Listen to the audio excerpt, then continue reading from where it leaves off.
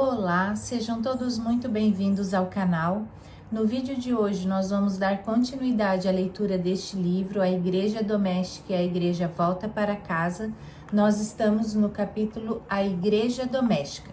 Se você ainda não é inscrito no canal, te convido a se inscrever, ativar o sininho de notificações e também a curtir esse vídeo, para que o YouTube entenda que ele é relevante e possa distribuí-lo para ainda mais pessoas. Vamos continuar a leitura do nosso livro, então? Alguns cristãos vivem no mundo e vão à igreja.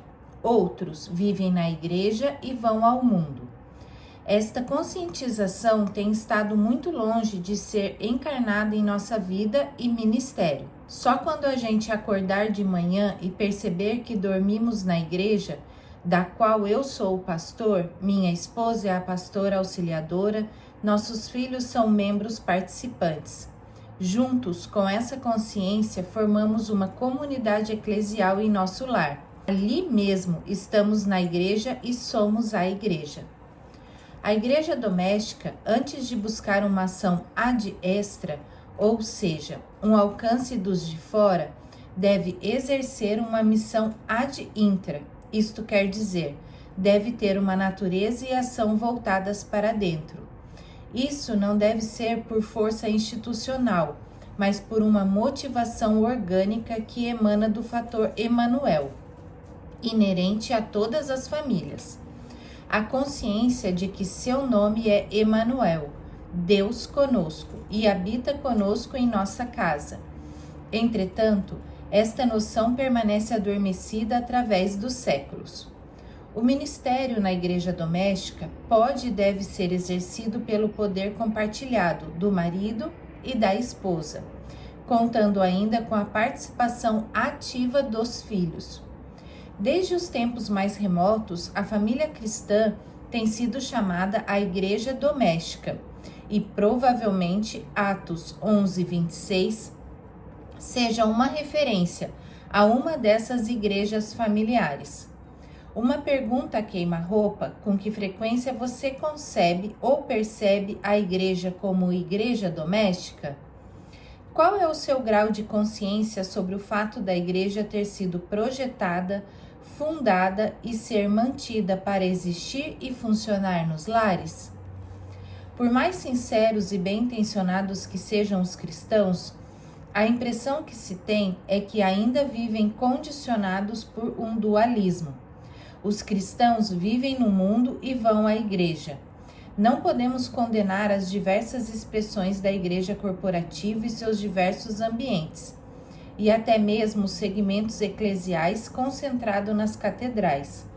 Contudo, o ponto que não podemos perder de vista é que, como famílias cristãs, fomos projetados para viver na igreja, pois fomos batizados no corpo de Cristo e a igreja é esse corpo no qual existimos, vivemos e nos movemos. Só uma profunda consciência dessa realidade pode nos mover a uma tomada de decisão e nos levar a inaugurar a igreja doméstica em nossos lares. Uma das maiores dificuldades que enfrentamos na liderança e manutenção de uma igreja doméstica é a sua rotina. Uma liturgia simples e repetitiva dá uma sensação de mesmice e a impressão de que nada de relevante esteja acontecendo. Agora, depois de 45 anos de ministério e ao mesmo tempo de vida conjugal, tendo criado um casal de filhos e participado na criação de 2 netos e 3 netas, tenho descoberto que o lar é o cenário onde travamos a batalha da vida cristã autêntica e não autêntica. Por vida cristã autêntica, não quero dizer que seja sem conflitos, estranhezas, ofensas, desgostos e até derrotas. Mas é nesse ambiente que deixamos cair as máscaras, reconhecemos nossos pecados, os confessamos e somos perdoados. Resolvemos nossas desavenças e seguimos em frente com o testemunho do Senhor. Não podemos ignorar que do meio de uma quase sempre mesma liturgia e ainda dentro de situações de conflitos, o Senhor faz emergir sua graça e opera para o bem comum da família, na edificação da fé de cada um. Esse contexto vem a ser um fator de transformação quando se procura viver uma vida a partir de Cristo. É na igreja doméstica, no seio da família, que o ferro com ferro se afia. É aqui que nossa universal chamada à santidade, em toda a sua realidade, acontece. É aqui que a vida cristã opera, não obstante as limitações humanas, terrenas e ordinárias. Com certeza, a igreja doméstica nem sempre é um mar de rosas. Enfrenta lutas e até mesmo destruições dos maiores valores éticos e relacionais. E para os observadores menos experientes, parece que nada ali tem valor e tudo parece cair em um imenso poço de niilismo, nulidade, hipocrisia, falsidades e decepções. Contudo, aos olhos de uma fé cristã simples e doméstica, pode-se descobrir os propósitos de Deus e tirar dos entulhos grandes tesouros e do vale de sombra e morte, levantar a vida e a esperança. Ao longo desse meio século, não chegamos ainda à plenitude da maturidade, o que nos faz sentir cada vez mais inadequados e desqualificados a qualquer ministério. Mas temos visto que Deus pode todas as coisas e a nossa suficiência só vem dele, como preconiza Paulo a nosso favor. E é por intermédio de Cristo que temos tal confiança em Deus. Não que, por nós mesmos, sejamos capazes de pensar alguma coisa, como se partisse de nós. Pelo contrário, a nossa suficiência vem de Deus, o qual nos habilitou para sermos ministros de uma nova aliança. Não da letra, mas do Espírito, porque a letra mata, mas o Espírito vivifica. 2 Coríntios 3, de 4 a 6. E ainda, sem buscar justificativa alguma e sem querer sustentar que na igreja doméstica tudo é perfeito, citamos Paulo, que assim leciona. Porque sabemos que toda a criação, a um só tempo, geme e suporta angústias até agora. E não somente ela, mas também nós, que temos as primícias do Espírito. Igualmente gememos em nosso íntimo, aguardando a adoção de filhos, a redenção do nosso corpo, porque na esperança fomos salvos. Ora, esperança que se vê não é a esperança, pois o que alguém vê, como o espera? Mas, se esperamos o que não vemos, com paciência o aguardamos.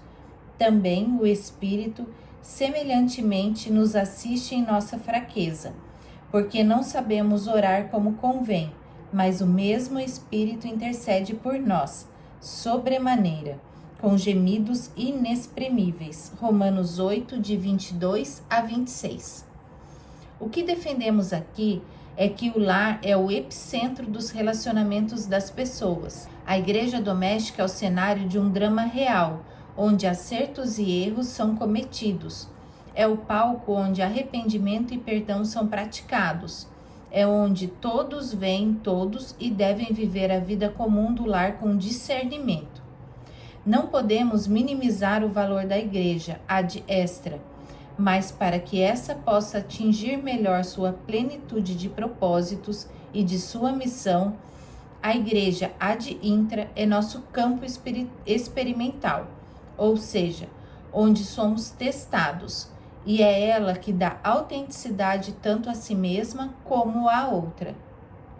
É na igreja doméstica que o progresso da vida espiritual pode encontrar sua matéria-prima a ser processada para maior potencial e melhor atuação no mundo.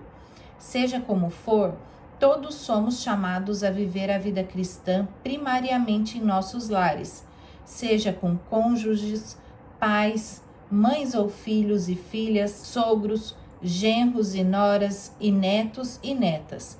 Temos que ter olhos para ver, ouvidos para ouvir, corações para sentir, tato para perceber os desafios do amor que estão abaixo da superfície, onde as lutas diárias são travadas em família. Esvaziar-se de si mesmo. A existência e o funcionamento da igreja doméstica não são apenas uma questão de pragmatismo, ou seja, dar fruto, cresce numericamente e ganha visibilidade, proposta defendida pelas diversas frentes da igreja em células e etc. É, antes de tudo, uma experiência comunal, propícia ao autoesvaziamento de seus membros, nos termos de Filipenses 2, de 1 a 11. Se há, pois, alguma exortação em Cristo, alguma consolação de amor, alguma comunhão do Espírito, se há entranhados afetos e misericórdias, completai a minha alegria, de modo que penseis a mesma coisa, tenhais o mesmo amor, sejais unidos de alma, tendo o mesmo sentimento. Nada façais por partidarismo ou vanglória, mas por humildade, considerando cada um os outros superiores a si mesmo.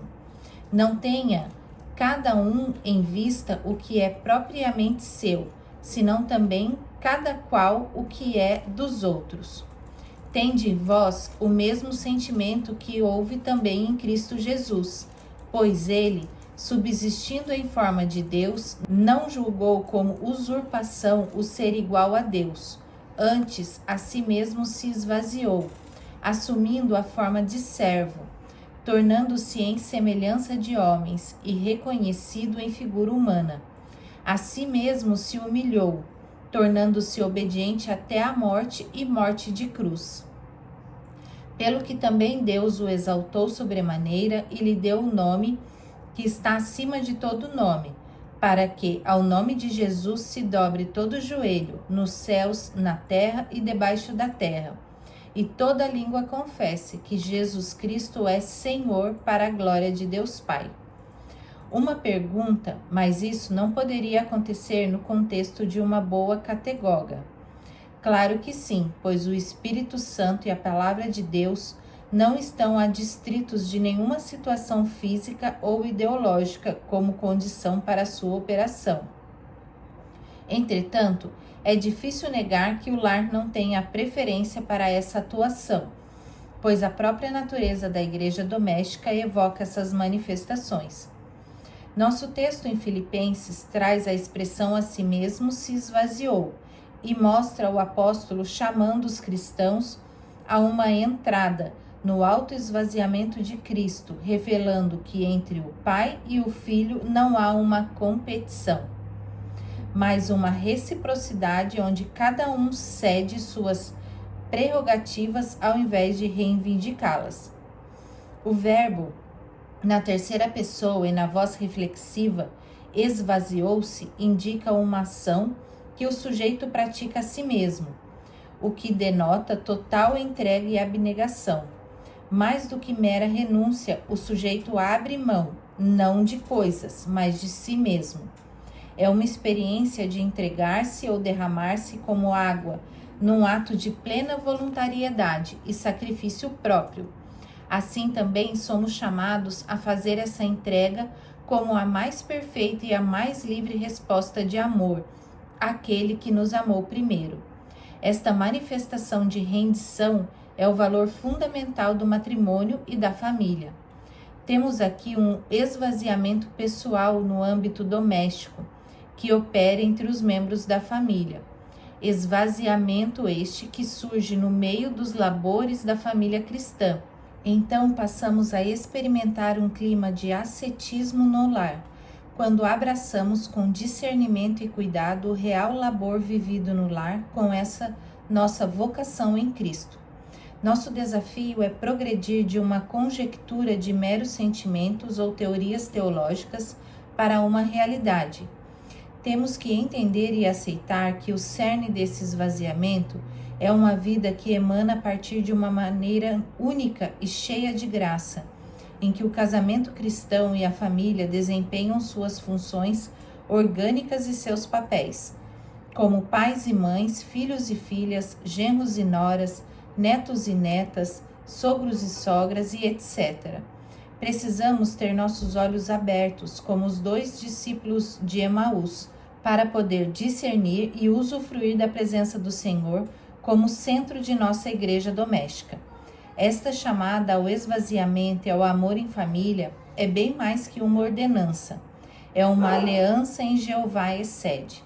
Aquele que faz, cumpre e nos ajuda a cumprir nossa parte na aliança. Essa aliança tem que ser traduzida em amor sacrificial, em santidade, em perdão, em reconciliação e cura. Assim, concluímos que o sacramento matrimonial ocupa lugar fundamental na igreja doméstica. Vamos terminando a leitura aqui por hoje. Desejo a todos vocês uma abençoada semana e até a próxima.